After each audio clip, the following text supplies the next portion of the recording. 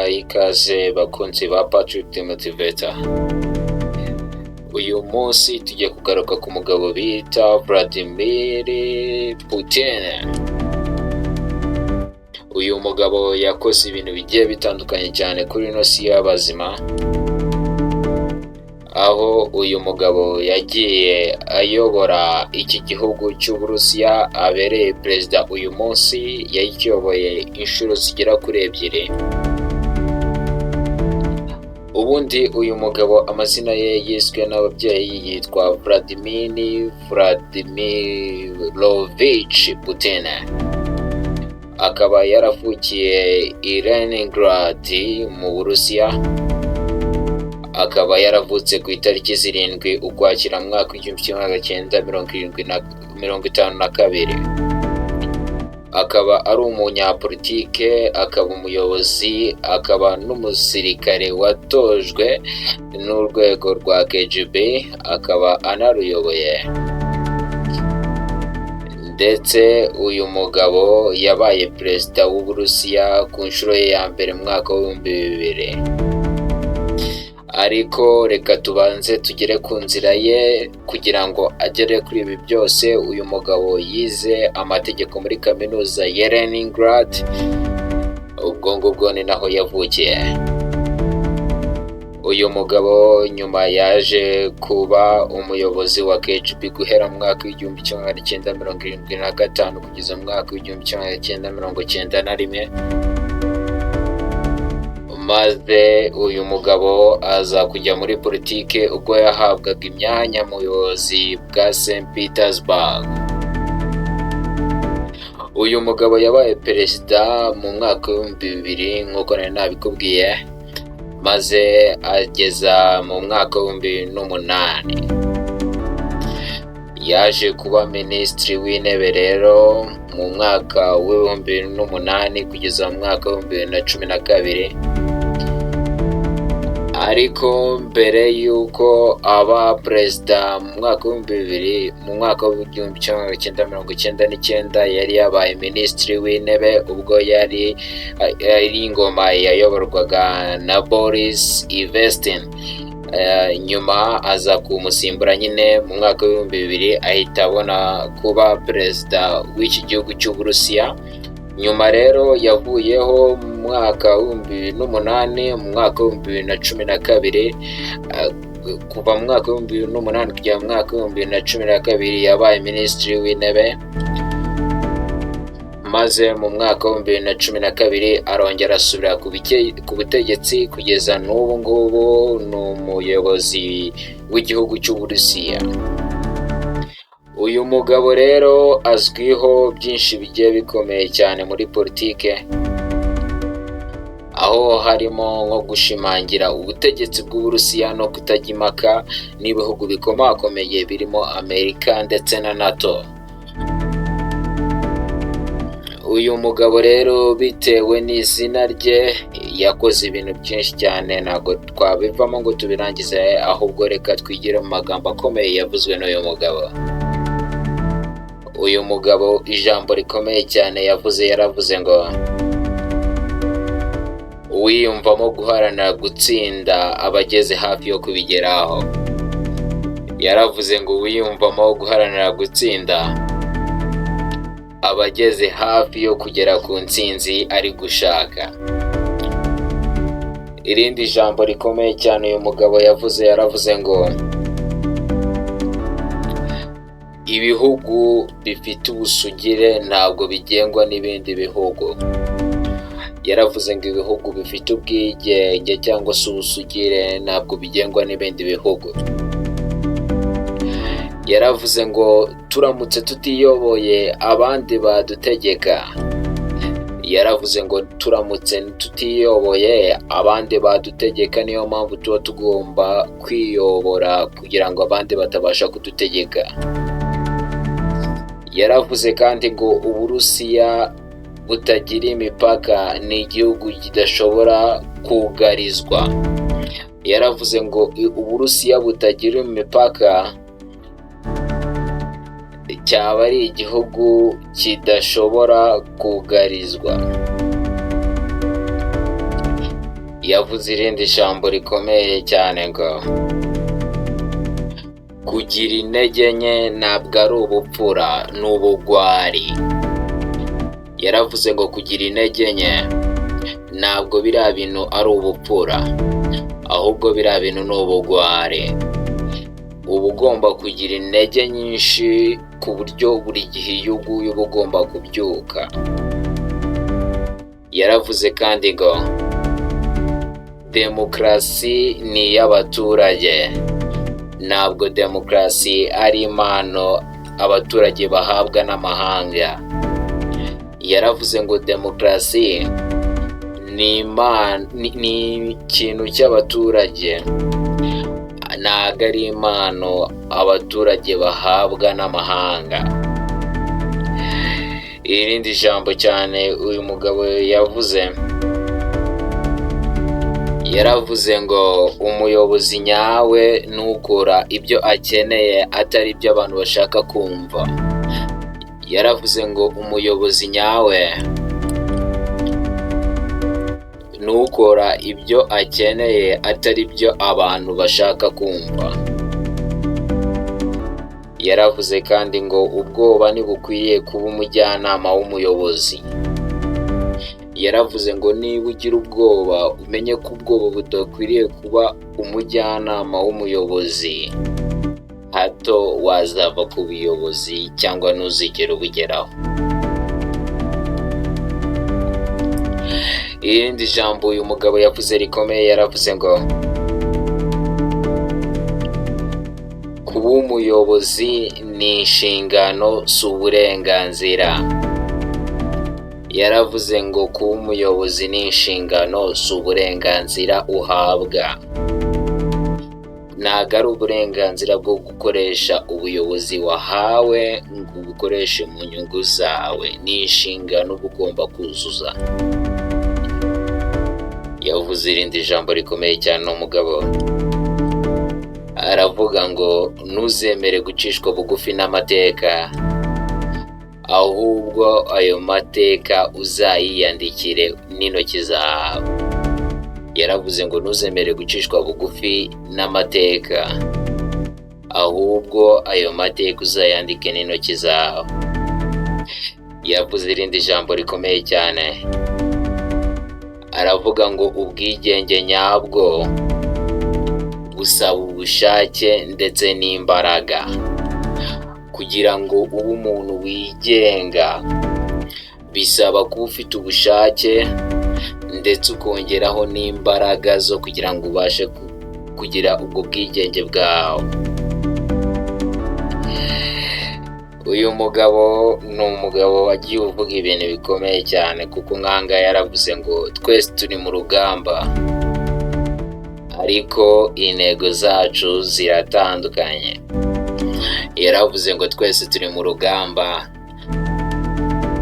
ariko intego zacu ziratandukanye. Abantu benshi dufite ibintu duhurijeho ariko impamvu tubihurijeho zo ziratandukanye. Abanyeshuri biga ku mpamvu zigiye zitandukanye.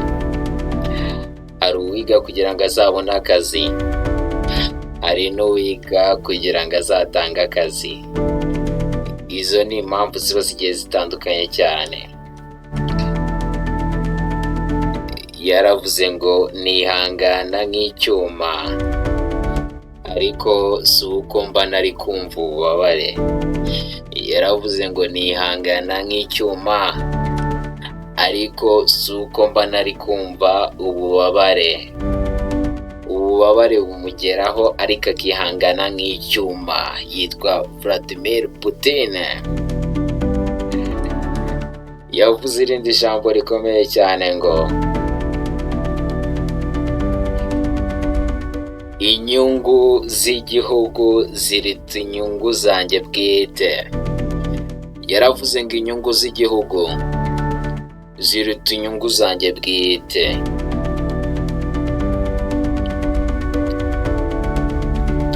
Yaravuze kandi ngo nituramuka tutirwaniriye nta n'undi muntu uzatwitaho. Yaravuze ngo nuramuka utirwaniriye nta wundi muntu uzigera ukurwanirira. nta muntu uzakwitaho. Yaravuze kandi ngo ishyaka si itorero, kuko burya ishyaka ntabwo risaba imbabazi. Yaravuze ngo ishyaka ntabwo ari itorero, kuko burya ishyaka ntabwo risaba imbabazi. Ubwo ni amashyaka aya ngaya ya politike.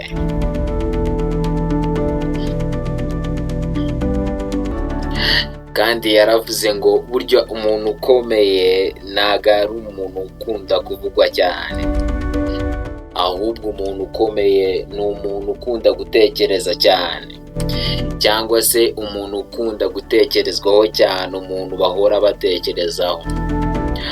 Yaravuze ngo kuba uri umuntu ukomeye ntabwo biba bisobanuye ko bakunda kukuvuga cyane. Niba bakunda kukuvuga cyane ntabwo biba bisobanuye ko uri umuntu ukomeye, ahubwo niba uri umuntu batekerezaho umunsi ku munsi, umenye ko uri umuntu ukomeye. Uyu mugabo yavuze ijambo rikomeye cyane, aravuga ngo ni amahoro adafite umutekano. Niba udafite umutekano umenye ko nta mahoro ufite.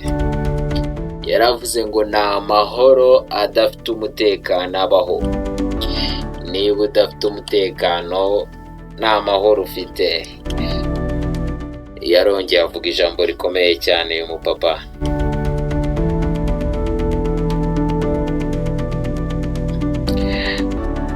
Aravuga ngo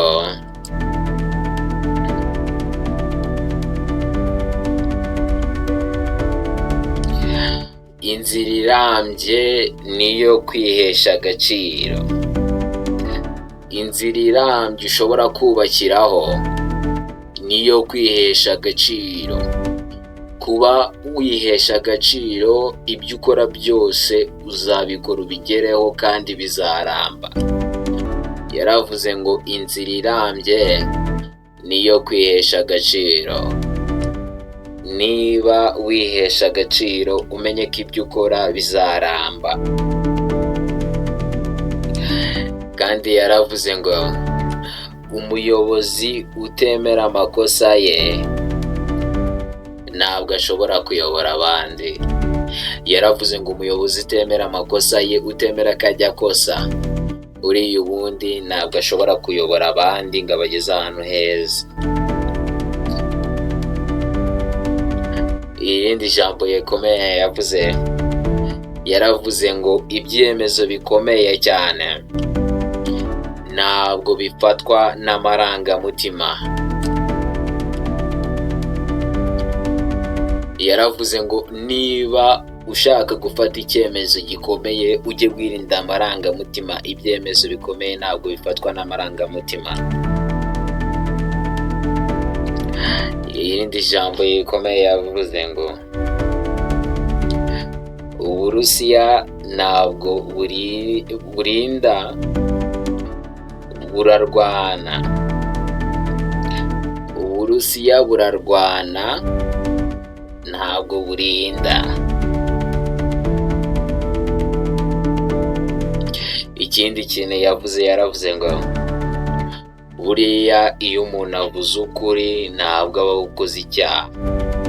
Iyo umuntu avuze ukuri ntabwo aba akoze icyaha. Ni ijambo rikomeye cyane. Iyo umuntu avuze ukuri wenda ashobora kuba abivuze mu gihe kitari cyo, ariko buriya nta cyaha aba akoze. Hari igihe umuntu avuga ukuri kwinshi ariko biriya nta cyaha kiba kirimo.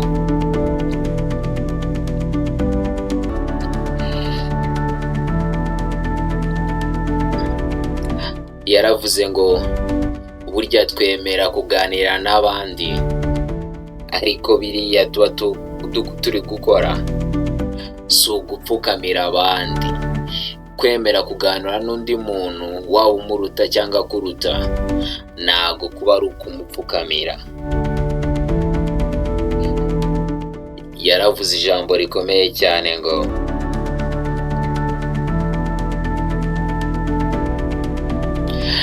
ububasha bw'ibihugu ni nk'umuriro, iyo budakoreshejwe neza buratwika. Yaravuze ngo ububasha igihugu gishobora gutanga, niba uri nk'umuyobozi igihugu kikaguha ububasha bwo kukiyobora, iyo utabikoresheje neza ibyo bintu ushobora gutwika abo uyoboye. Ni ijambo rikomeye cyane. Munyemerere dusoreze kuri iri jambo.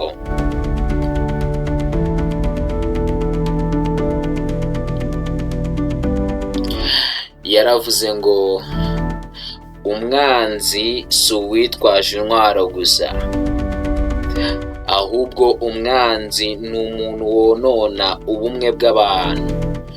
Umwanzi si umuntu witwaje intwaro gusa, ahubwo ni umuntu wonona cyangwa se ukuraho ubumwe bw'abantu. Kuba abantu bari bishyize hamwe ukabatandukanya, bisobanuye ko uri umwanzi. Waba ufite intwaro waba utayifite, uba uri umwanzi. Iri ni ijambo rikomeye cyane. Mbahereze iyi bonus ubundi tuhite dusoza. Yaravuze ngo iteka ryose tugomba kurengera igihugu cyacu, ndetse tukakirengera mu buryo bwose bushoboka. Yaravuze ngo iteka ryose ugomba kurengera igihugu cyawe ndetse ukakirengera mu buryo bwose bushoboka, utitaye ku bindi byose, ukarengera igihugu cyawe. Ahangaha ni kuri Patrick the Motivator. Nk'ibisanzwe murabizi ko mbakunda cyane. Icyo ngusaba ni ugushyiraho like kuri ino video, warangiza ukaduhereza comment y'umuntu ushaka ko tuzakoreraho, kuko aba bantu baba bafite amagambo menshi akomeye ashobora kugufasha. Niba wakunze video nguhaye uyu munsi, shyiraho like, unatanga comment uvuga ati Patrick komerezaho. Ni ibintu byiza cyane. Ahangaha ni kuri Patrick the Motivator. Niba uyu munsi wadukunze cyangwa se warebye video ukageza kuri uno munota, ndagushimiye cyane. Imana iguhe umugisha. Ngaho sharing na inshuti yawe, ubundi dukomeze tugendane. Ciao ciao.